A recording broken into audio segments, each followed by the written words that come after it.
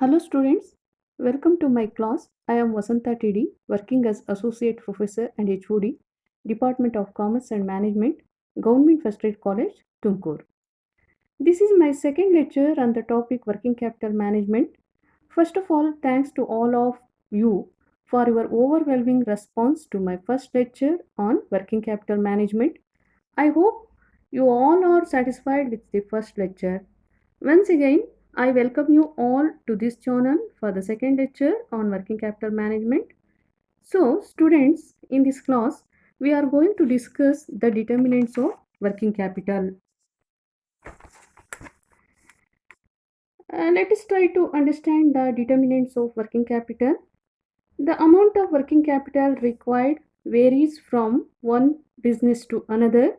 The requirement for fixed and working capital increases with the growth and expansion of business. Additional funds are required for upgrading the technology or to meet current debts or expand the business, etc. Therefore, it becomes important to evaluate the various factors that determines the need for working capital. Let us try to understand one by one. The first factor is that nature of business. The requirement of working capital largely depends upon the nature or character of its business. Public utility companies like railways, transport, etc. employs less amount of working capital because no funds are tied up in inventories and receivables. While the trading company requires large amount of working capital as they have to invest in current assets like inventories, cash, receivables, etc. Whereas manufacturing undertakings require sizable working capital between these two extremes. Next, the second thing is that size of business. The composition of assets in the business depends upon the size of the business and the scale in which it is operating.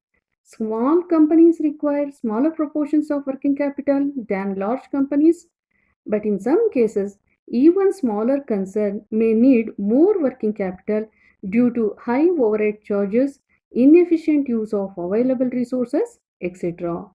The third factor is that cash requirements. Cash is one of the essential components for successful operation of the production in business. Adequate cash is always required to carry on the operations and to maintain good credit relations. But it would be expensive to hold excessive cash. Hence, cash is one of the important factors to determine working capital. Fourth factor is that volume of sales. This is an important factor which affects the size and components of working capital.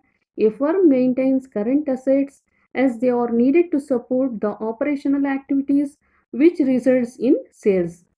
As the volume of sales increases, there is an increase in the investment of working capital and vice versa. Hence, the volume of sales determines the amount of working capital. Next, fifth one is terms of purchases and sales. If the credit terms of purchases are more favorable and those of sales are less liberal, less cash will be invested in inventory. On the other hand, a firm gets more time for payments to creditors or suppliers. Hence, if the business has favorable terms and conditions of credit, it can reduce working capital.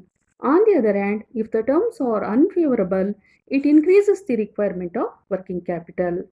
Sixth point is that price level changes. The requirement of working capital is also affected by the changes in price levels. The rising prices will require the organization to maintain larger amount of working capital as they have to meet the needs of business operations. Seventh one is inventory turnover. If the inventory turnover is high, the working capital requirement will be low. Thus, the finance manager should determine the minimum level of stock to be maintained throughout the period of operations. Eighth one is receivables turnover. A prompt collection of receivables and good facilities for setting payables results in low working capital requirements. Hence, it is necessary to have an effective control of receivables. Ninth one is production schedule.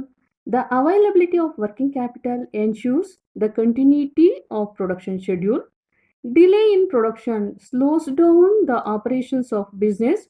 So, an organization should have a systematic planning and smooth flow of production from raw material stage to the end of production. 10th point is that business cycle. The requirements of working capital depend upon the stage of business cycle. During the period of prosperity, the requirement of working capital will be more since the business expands and less during the period of depression.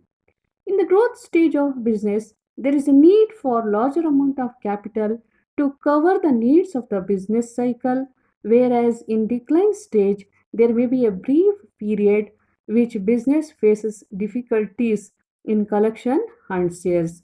Thus, depending upon the phase, the organization should make the availability of funds. 11th point is that production cycle.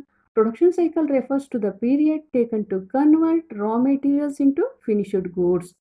Longer the production cycle, the greater is the requirement of working capital. To minimize the requirement, the production cycle should be shortened without affecting the manufacturing process. 12th one, seasonal fluctuations. The organizations which produce seasonal products require adequate working capital during one period and less in the other period. In some cases, the raw material may not be available throughout the year, hence, huge amount of inventory has to be purchased during such seasons, which give rise to more working capital requirements. 13th one, repayment ability. An organization's ability will determine the level of working capital it employs. Based on repayment plans, it prepares cash flow projections to fix working capital accordingly. 14th point, changes in technology. Technological developments related to production can have an impact on the need for working capital. 15th one, firms policies.